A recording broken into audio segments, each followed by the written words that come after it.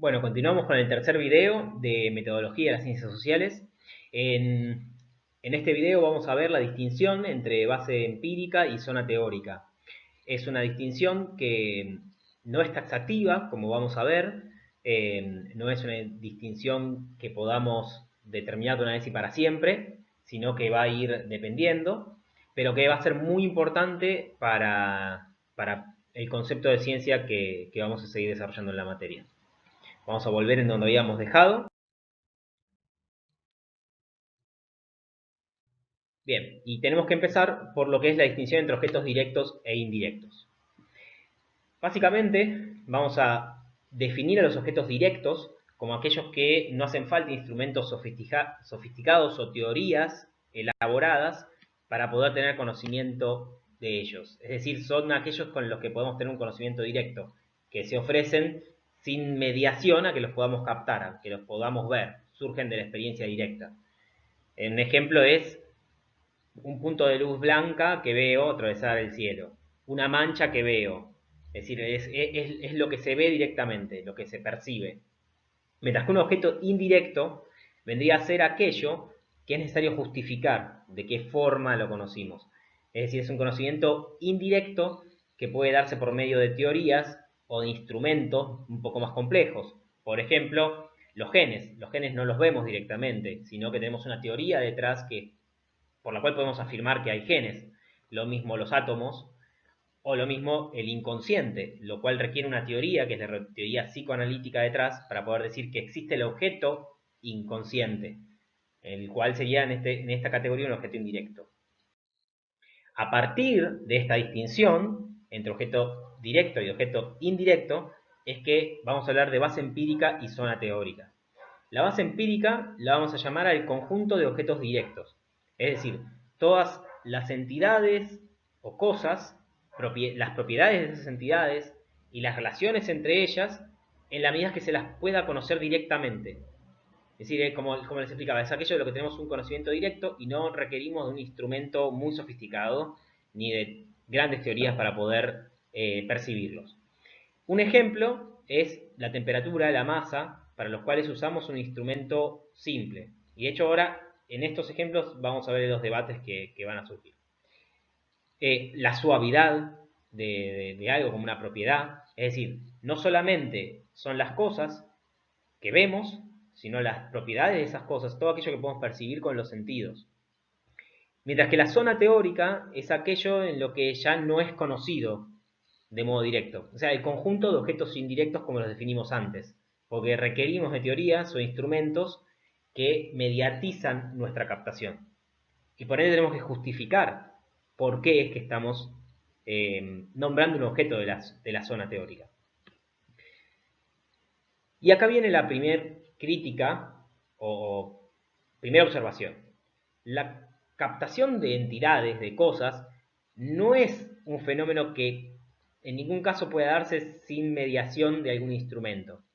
Y de hecho, ese instrumento más importante es el lenguaje, en primer lugar, y nuestro aparato de pensamiento. Entonces,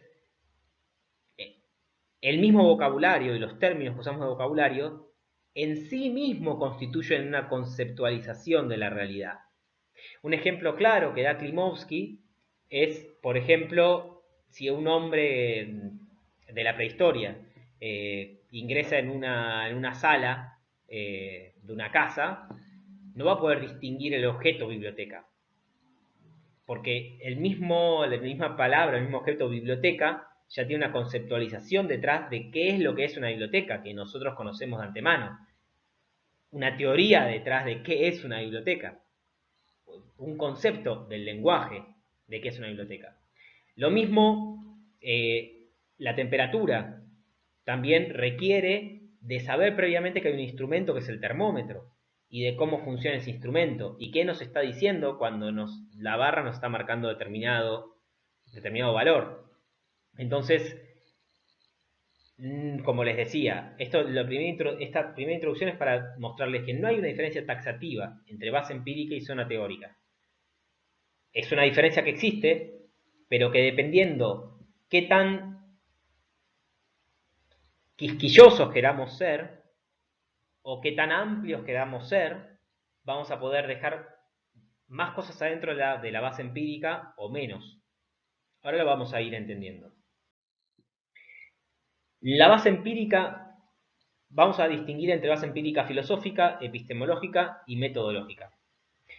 Vamos a empezar por la base empírica epistemológica, que sería lo que cualquier persona podría obtener o conocer solamente utilizando su lenguaje ordinario, el cual, como explicamos, ya tiene un poder de conceptualización básica, ya tiene una conceptualización fuerte detrás. Y vamos a decir que esta base empírica entonces antecede a la formulación de teorías. Es decir, es lo que observamos directamente, mientras que la zona teórica ya requiere de una teoría. Requiere que el investigador haga suposiciones que van a estar dentro de la zona teórica para justificar y explicar regularidades que puede ver en la base empírica. Con un par de ejemplos le va a quedar más claro. Estos ejemplos que vamos a ver ahora constituyen lo que sería la base empírica metodológica. Pero no se preocupen que ahora más adelante vamos a distinguir bien las diferencias. Por ejemplo, en física, objetos de la base empírica van a ser el termómetro, la balanza, el dial, los pesos, un objeto en reposo o en movimiento, mientras que dentro de la zona teórica estarán los campos eléctricos, las partículas fundamentales de la materia, es decir, que requieren una formulación teórica detrás para poder, que sale justamente intentando explicar o justificar las cosas que se ven en la base empírica. La química va a utilizar como base empírica los tubos de ensayo, mecheros, mientras que su zona teórica van a ser los átomos en la estructura atómica, por ejemplo. En la biología vamos a tener el fenotipo en la base empírica, que es el plumaje de los pájaros, la forma de los mamíferos, es decir, aquello que constituye cómo son los seres, mientras que el genotipo va a ser parte de la zona teórica. Los cromosomas, los alelos, forman parte, de nuevo, requieren de una justificación teórica para, partiendo de la base empírica, es una teoría detrás de lo que lo sustenta. En la lengua incluso, podemos decir que los fenómenos acústicos auditivos o el mismo habla es la base empírica, mientras que la lengua como conceptualización está en la zona teórica, o la estructura del lenguaje, aquello que se ve en análisis sintáctico, es parte de la zona teórica, es una teoría de cómo es la lengua. Pero la base empírica es lo que es el habla, digamos.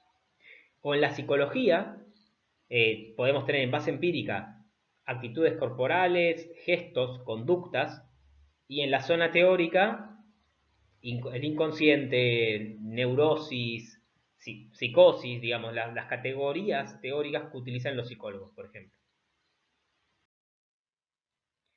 Bueno, esto nos lleva a ver distintos tipos de observaciones. ¿Y qué es un dato?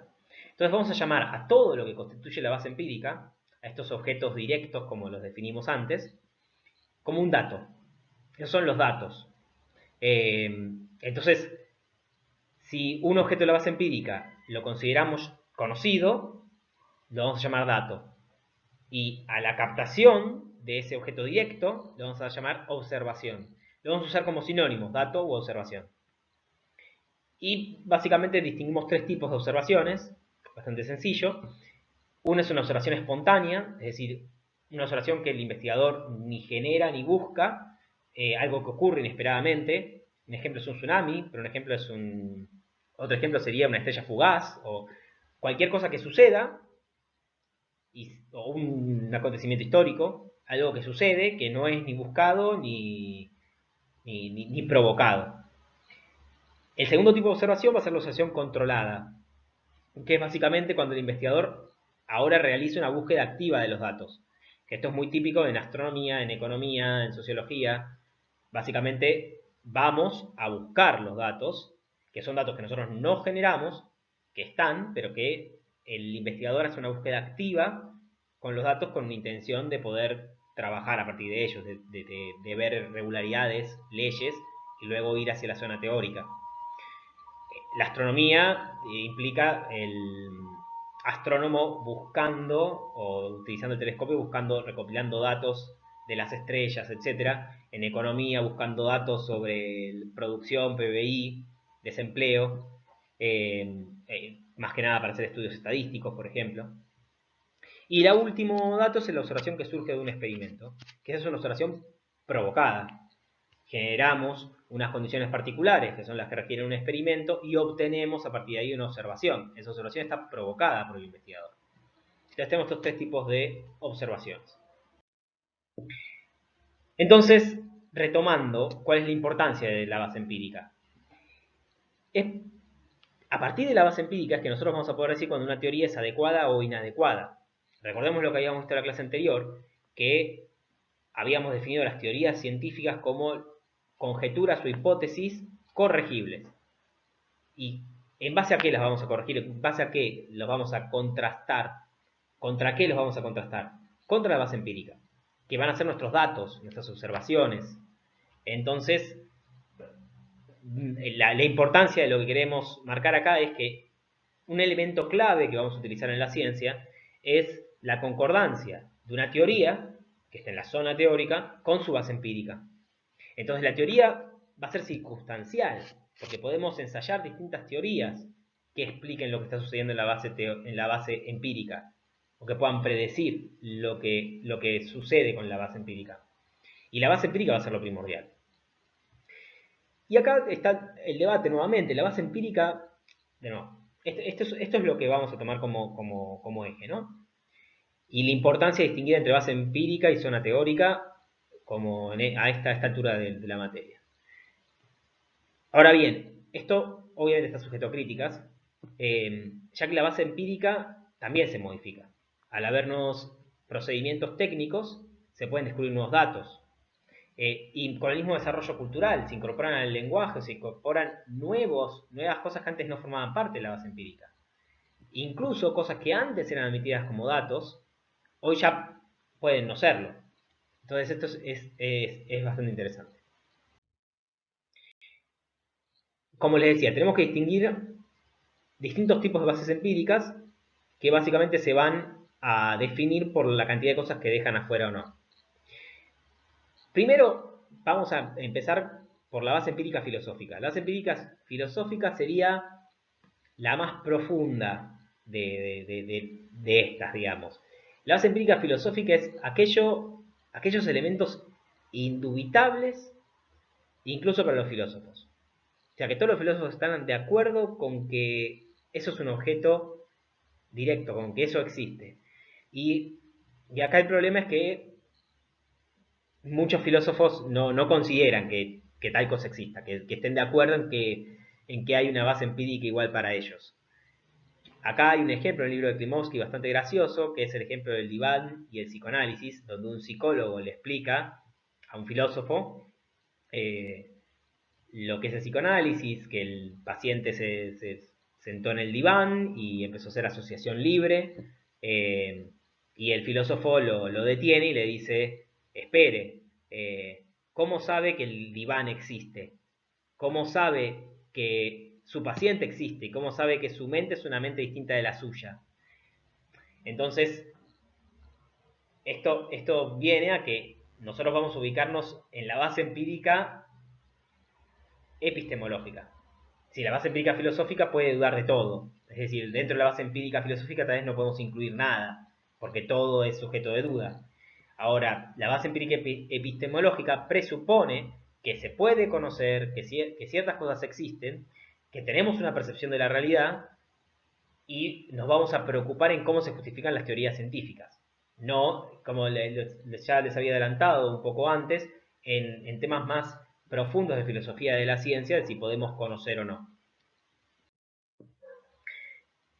Y por otro lado está la base empírica metodológica, que esta es una base más amplia que la base empírica epistemológica.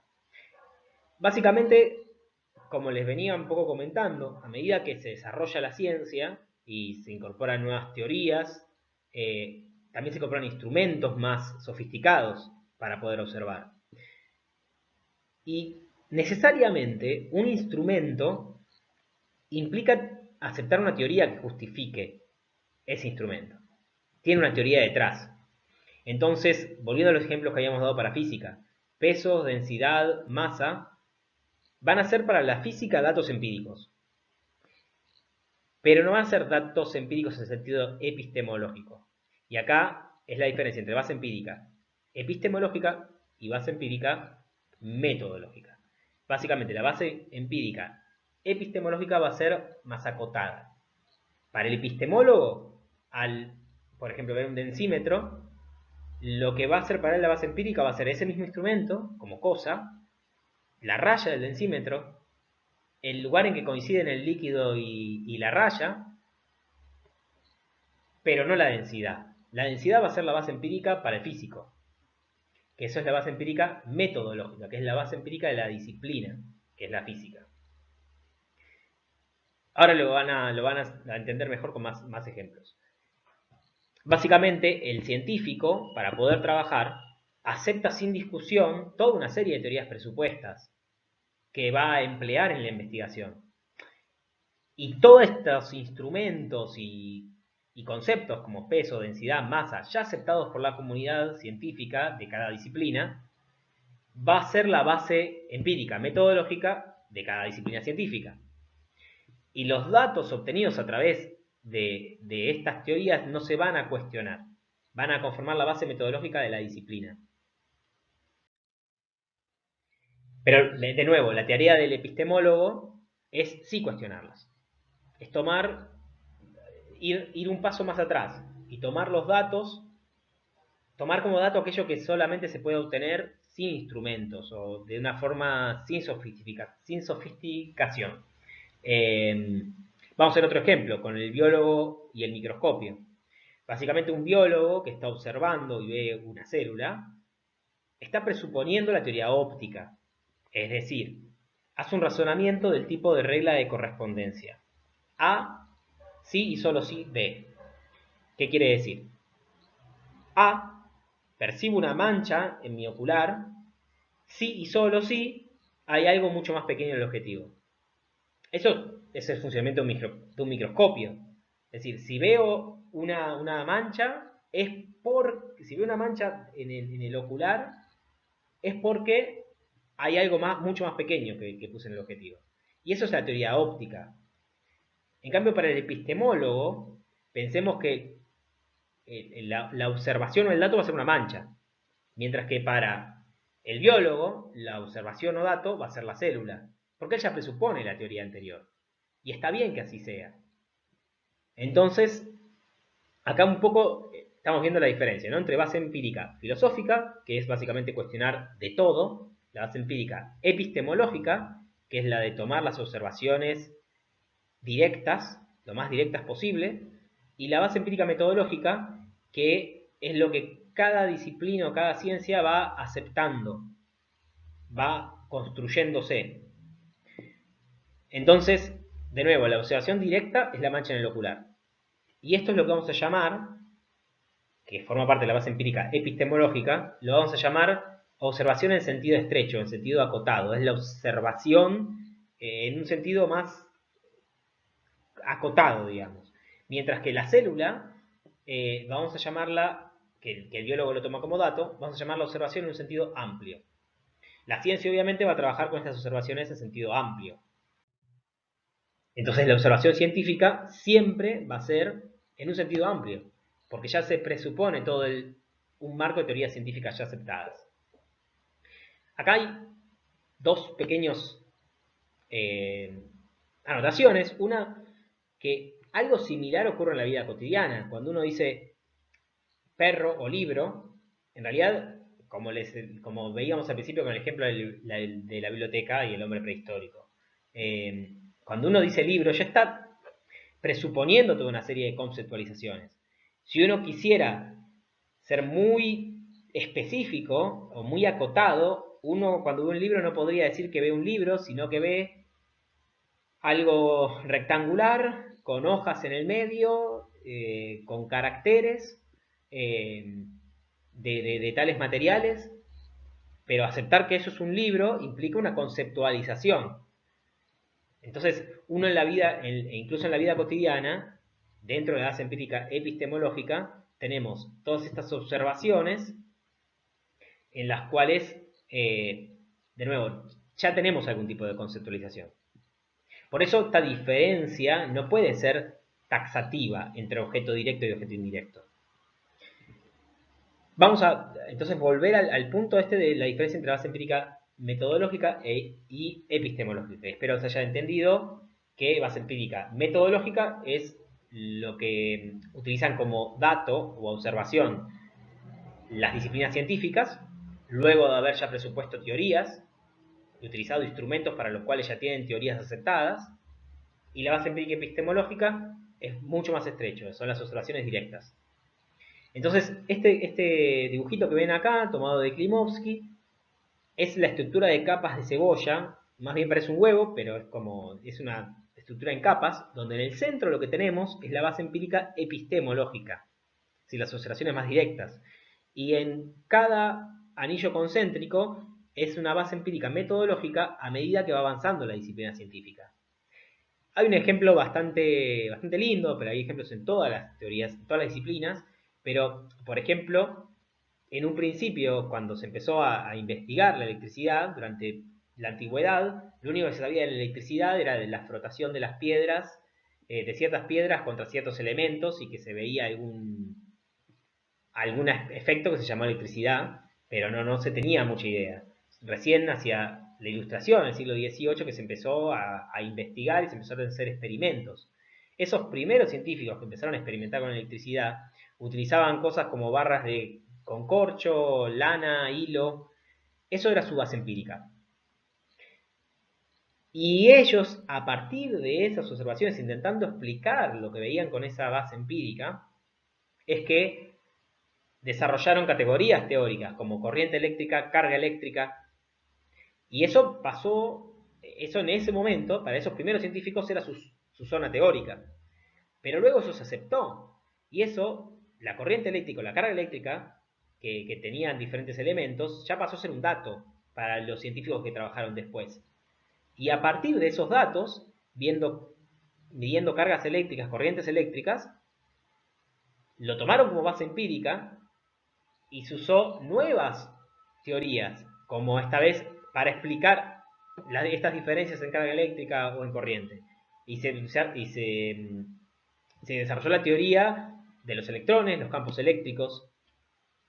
Entonces esta vez la base empírica iba a ser corriente eléctrica y la zona teórica los electrones. Y nuevamente, una vez que se aceptó eso, los electrones pasaron a ser parte de la base empírica. Entonces vemos este proceso de capas de cebolla.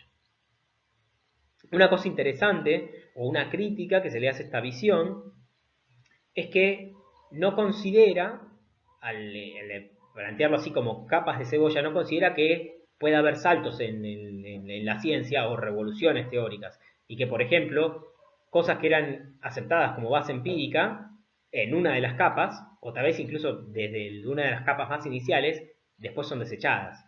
Un ejemplo que ya lo vimos antes es el éter. El éter casi hasta el siglo XX se seguía considerando como un elemento que existía, que venía de la filosofía aristotélica, y era parte de la base empírica. Y en determinado momento, y una parte de la base empírica, y hasta se había construido bastante sobre eso, y en determinado momento se desechó. O en la psicología también hay casos donde distintas neurosis o distintos fenómenos conductuales que se escriben en psicología después se descartan.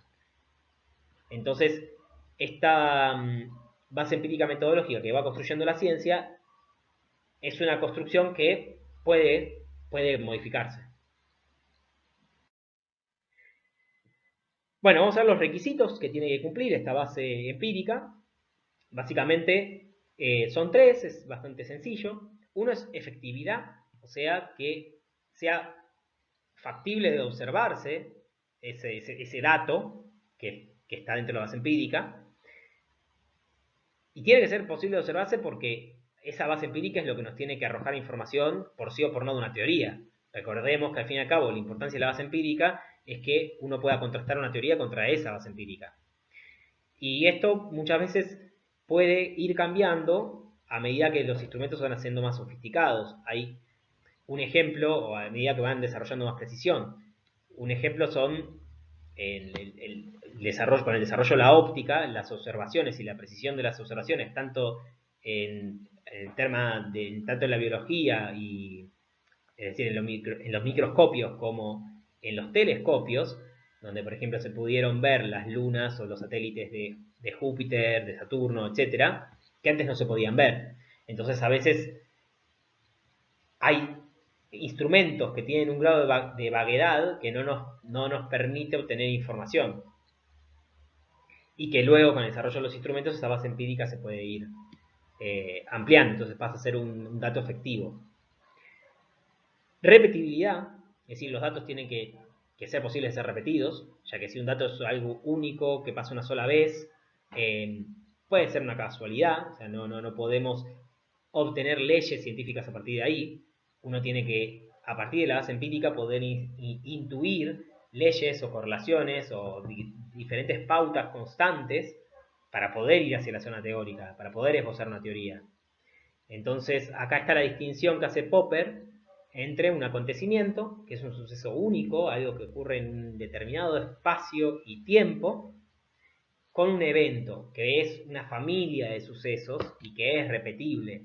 Entonces, que el hierro se funda a determinada temperatura, que haya pasado una vez en un lugar es un acontecimiento, que el hierro se fundió, pero es un evento en el sentido de que es repetible y que podemos repetir eso y a partir de ahí intuir leyes. Y acá hay un debate, nuevamente, donde no en todas las disciplinas podemos obtener datos repetibles. En la historia, por ejemplo, hay ciertos sucesos históricos, acontecimientos históricos, en el sentido de Popper, acontecimientos, que son únicos. Una revolución, la Revolución Francesa es única. La independencia de Argentina es única, es una sola vez, es eso que pasó. E incluso esos acontecimientos pueden ser que importen por sí mismos. Y hay una dificultad en la historia, por ejemplo, incluso en la economía también, en los eventos, de poder intuir leyes generales, porque muchas veces esas leyes generales que uno quiera decir es igual para todas las revoluciones, pueden ser demasiado vagas, porque los eventos, estos acontecimientos que son únicos, tienen ciertas características comunes, pero pocas, o que por lo menos no tienen un gran valor científico. Y el último requisito es la intersubjetividad, que básicamente los datos no pueden venir de un solo captador. Es decir, tienen que ser capaces de que distintos investigadores los puedan ver. Entonces, para terminar esta parte, lo que tenemos son, por último, las controversias, que un poco ya las estuvimos describiendo, que surgen de esta distinción entre base empírica y zona teórica. No todos los epistemólogos están de acuerdo con que se pueda distinguir taxativamente entre objetos directos o empíricos, ¿no? Y objetos indirectos o teóricos. O sea, que se puedan diferenciar nítidamente. Como yo les decía, esto no es una diferencia taxativa.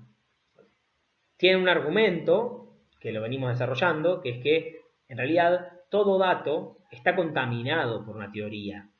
Incluso aunque esa teoría en sí sea el lenguaje y el concepto que hay detrás del lenguaje. Entonces no hay en realidad un dato que sea independiente, que exista anterior a la teoría. Siempre hay una teoría detrás cuando nosotros estamos diciendo un dato.